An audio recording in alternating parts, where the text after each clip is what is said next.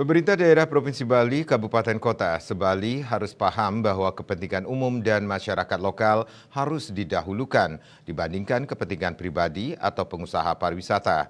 Keseimbangan aktivitas budaya akan memberikan bonus untuk keberlangsungan pariwisata. Jangan karena alasan eksklusif masyarakat diasingkan dari pantai.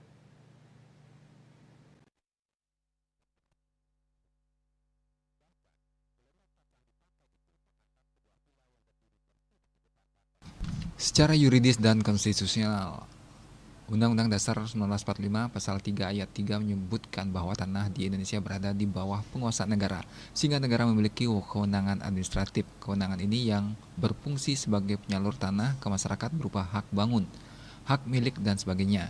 Di Indonesia untuk memperoleh hak atas tanah, menurut tata cara dan aturan yang ditentukan dengan Undang-Undang Sempadan Pantai telah ditentukan di Bali 100 meter dari muka air pasang tertinggi darat.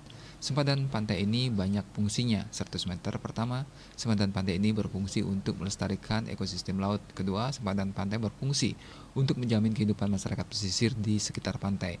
Ketiga, sempadan pantai berfungsi untuk menjamin masyarakat punya akses ke pesisir pantai, baik itu untuk fungsi sosial adat budaya seperti melasti, melukat, dan lain sebagainya.